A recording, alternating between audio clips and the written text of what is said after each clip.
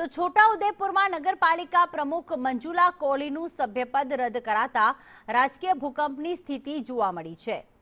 નગરપાલિકાની ચૂંટણી સમયે કોઈ પક્ષને બહુમતી મળી ન હતી, જે બાદ ભાજપે અન્ય પક્ષોના સભ્યોને સામેલ કરીને જીત મેળવી હતી। વોર્ડ નંબર 4 માંથી ચૂંટાયેલા મંજુલાબેન કોહલીએ હિન્દુ રાઠવા તરીકે જાતિનું પ્રમાણપત્ર આપ્યું હતું, પરંતુ શહેરના વિજયભાઈ નાયકાએ આ બાબતે અરજી કરતા તપાસ શરૂ થઈ હતી અને મંજુલાબેનનું જાતિનું પ્રમાણપત્ર અમાન્ય જાહેર કરવામાં આવ્યું છે, જે બાદ કલેક્ટરના આદેશથી નગરપાલિકાના પ્રમુખ પદેથી મંજુલા કોહલીને હટાવવામાં આવ્યા છે। હવે કોણ નગરપાલિકાના નવા પ્રમુખ બનશે તેની ચર્ચા શરૂ થઈ છે। શ્રી મંજુલાબેન એમનું જાતિનું પ્રમાણપત્ર રદ કરતો હુકમ કર્યો છે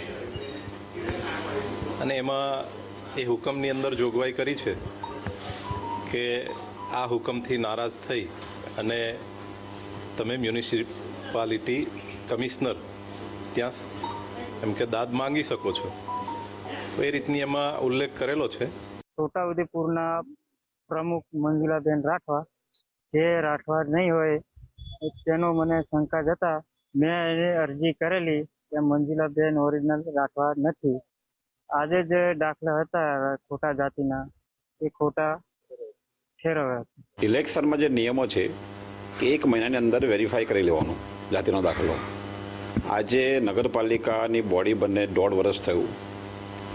1.5 વર્ષ પછી એક સભ્ય સસ્પેન્ડ થાય છે અને જે પ્રમુખ છે,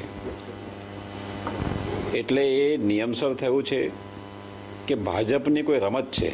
આ એક મોટો સવાલ છે। મંજુલાબેનનો જાતિનો દાખલા વિશ્લેષણ સમિતિ દ્વારા રદ કરવામાં આવ્યો હતો।